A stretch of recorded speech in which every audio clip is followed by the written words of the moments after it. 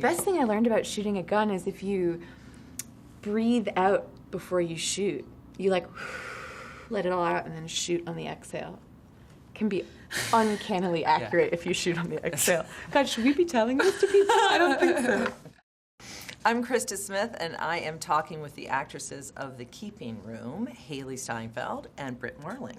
You guys play sisters in this movie that's harrowing and uplifting kind of at the same time. Can you just talk a little bit about this film?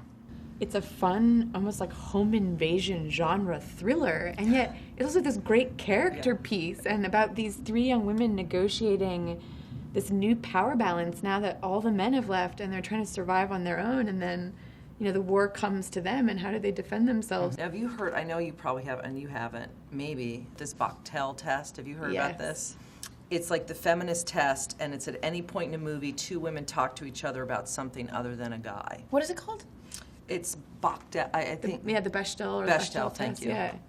Because, I mean, can you think of a scene in which we talk about a guy? I think we're so used to the superhero version where, like, the girl's in a leotard and she's super sexy and she's drop-kicking like 24 assassins at once.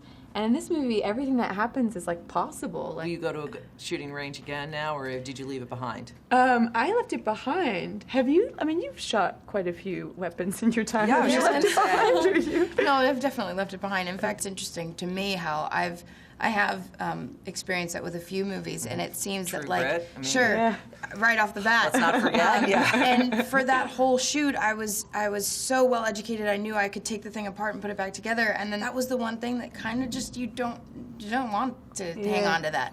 And it's weird how. Going on to another film that involved that, the whole process of learning about it again is almost like it's completely new. Brit, how is it for you to not be writing and producing and doing everything in this film? Awesome. Like when the film's done, you're like, see you guys. I hope that edit goes well. And I just had Elizabeth Banks was in here because she has Love and Mercy, and she said she just wrapped Pitch Perfect too. How was that? Yes, it was so much fun. There was something about Pitch Perfect that allowed so much inner weirdness, and it was so acceptable that it was so awesome. There was nothing to be afraid of. Did Elizabeth really wear dresses to set? She looked so good every single day. It's like not cool. Liz would come to set every day with like cute sneakers and a dress and a scarf and a hat and everything, and I was like, how? That's not fair. So awesome.